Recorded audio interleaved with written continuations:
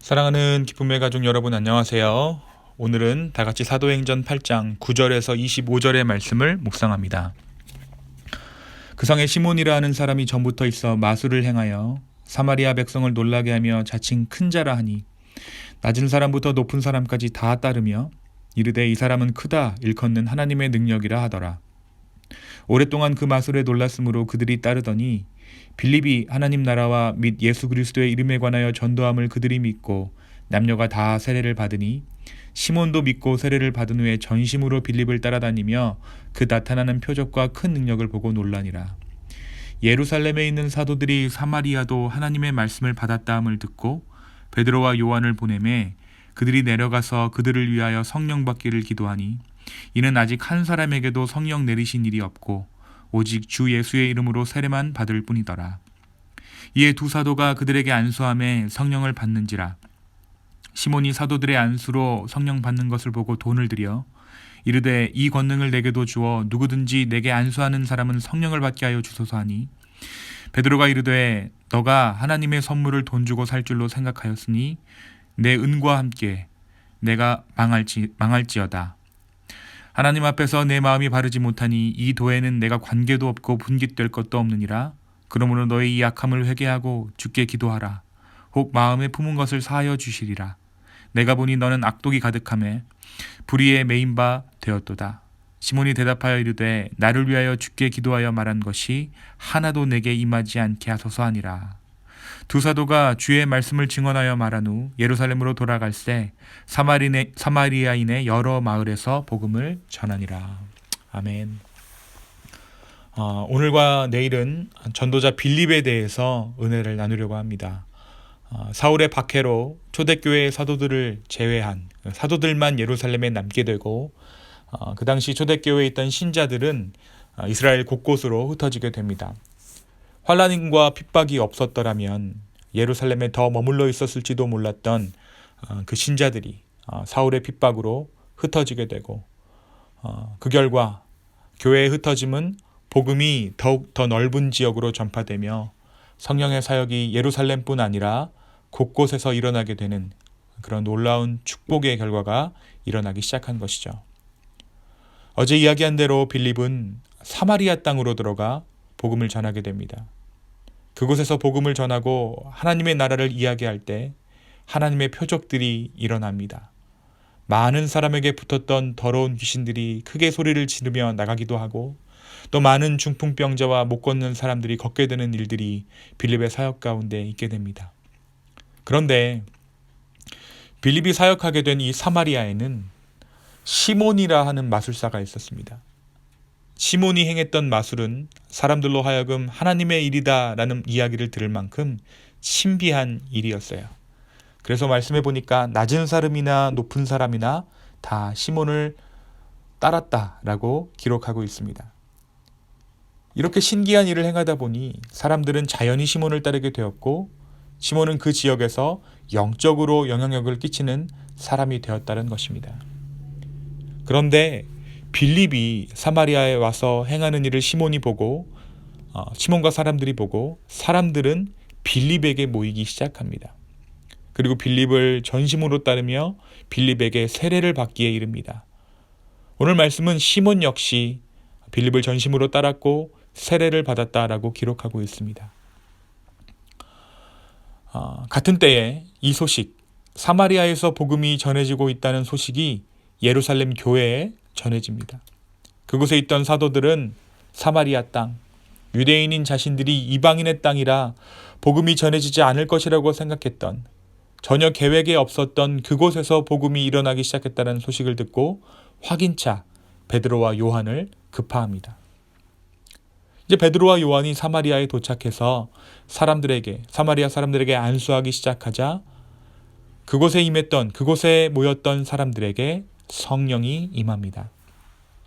이전에는 예수 그리스도의 이름으로만 세례받았던, 그러니까 회심의 역사만 일어났던 사마리아 사람들에게 성령의 역사가 일어나기 시작한 것입니다. 그런데 이 현상을 본 마술사 시몬이 이 성령의 세례가 본질적으로 자신의 마술과 동일하다고 생각했습니다. 그래서 사도들에게 자신에게도 성령을 받게 해달라고 베드로에게 돈을 건넵니다. 성령을 돈으로 살려고 했던 것입니다. 시몬은 성령의 역사를 보고 그것이 자신이 가지고 있던 마술과 같이 자신을 더욱더 강해질 수 있는 방편이라고 생각했습니다. 그러면서 더 큰 돈을 가져다 둘 것을 생각했고 성령으로 인해 사람들에게 더욱 영향력 있는 사람이 될 것을 기대했습니다. 그러나 어떤가요? 성령은 돈으로 살 수 있는 것이 아닙니다. 성령의 임재는 그리스도인이 되었다는 증표입니다. 이후에 우리가 고넬료의 회심 때에도 나누겠지만 사마리아 땅, 이방의 땅에 성령을 주신 이유는 혈통과 출신을 가리지 않고 자녀 삼으시는 하나님의 은혜를 보여주는 증표입니다. 사랑하는 여러분, 그런 성령을 시몬이 오해했습니다. 돈으로 그것을 살려고 했어요. 더 큰 영향력을 가져다 줄 것이라고 생각을 하고 그 성령을 돈으로 매수하려고 했던 것입니다. 오늘 우리가 이 말씀을 읽으며 우리 역시 시몬처럼 성령을 받아들이고 생각하지는 않는가 생각해 봅니다. 우리의 신앙의 목적을 시몬처럼 생각하고 있지는 않은지 생각해 보게 된다는 것이에요. 더 큰 힘, 더 큰 축복, 더 큰 행복, 그것을 위해 우리는 성령을 간구하는지도 모르겠습니다. 그러나 성령은 우리를 그리스도께로 인도하는 영입니다. 성령은 우리를 십자가로 인도하는 영입니다. 성령은 우리를 진정한 겸손으로 이끄는 영입니다. 성령은 떡과 금으로 살던 우리를 말씀과 기도로 살게 하는 영입니다. 성령은 행복의 비결이 우리가 어떠한 영향력이나 어떠한 행복을 삶을 누릴 때에 진정한 행복이 우리에게 주어지는 것이 아니라 그리스도를 따르며 진정한 겸손한 삶을 살게 되었을 때 그 안에서 행복을 발견하게 된다라는 것을 가르쳐주는 영이 바로 성령입니다. 베드로가 성령을 크게 오해한 시몬을 꾸짖으며 그의 영적인 현실을 말해줍니다. 23절입니다. 내가 보니 너는 악독이 가득하며 불의에 매인 바 되었도다. 이렇게 말하는 베드로를 향해 시몬의 반응이 어떠한지 보십시오. 시몬이 대답하여 이르되 나를 위하여 주께 기도하여 말한 것이 하나도 내게 임하지 않게 하소서. 시몬은 끝까지 성령을 이해하지 못했습니다. 만약 시몬이 진정으로 성령을 사모했다면 그 영이, 당신이 말한 그 영이 내게도 임하게 하여서 진정한 회개가 내 안에 일어나게 하소서라고 간구해야 옳아요. 그런데 시몬은 그렇게 말하지 않습니다. 내게 임하지 않게 하소서라고 말해요.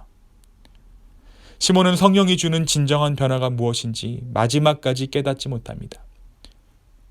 성령으로 인해 진정한 삶의 변화를 꿈꾸는 마음이 그에게 없었기 때문입니다. 사랑하는 기쁨의 가족 여러분, 내가 예수 믿는 이유가 무엇입니까? 내가 성령을 사모하는 이유가 무엇입니까? 내가 하나님의 나라를 꿈꾸는 이유가 무엇입니까? 오늘 하루도 내가 은혜로 살아보려고 하는 이유가 무엇입니까? 오늘 하루에 나의 마음 중심에 있는 신앙의 목적을 생각해 볼 수 있는, 그래서 정말 예수님이 원하시는 신앙을 우리의 마음 가운데 품을 수 있는 저와 여러분 되기를 예수님의 이름으로 축원합니다. 예수 믿고 잘 되는 것, 예수 믿고 무언가를 더 얻는 것, 더 큰 영향력을 얻게 되는 것, 그것은 정말 주님께서 예비하신 성령을 10분의 1, 100분의 1, 1000분의 1도 알지 못하는 것입니다. 진정한 성령의 능력으로 온전한 신자의 삶을 누리기를 소망하게 되는, 그리하여서 그 안에 있는 행복의 비결을 발견하는 저와 여러분 되기를 예수님의 이름으로 축원합니다. 제가 잠시 기도하겠습니다. 주님, 우리에게 성령을 허락하여 주십시오. 진정한 성령으로 인해 나의 삶의 동력이 바뀌고 삶의 힘의 근원이 바뀌는 그러한 은혜가 우리의 삶 가운데 있을 수 있도록 주여 축복하여 주시옵소서. 마술사 시몬과도 같이 성령을 오해하고 성령을 구하는 일이 없을 수 있도록 주여 우리를 축복하여 주시옵소서. 주님 감사합니다. 예수님의 이름으로 기도하였습니다. 아멘.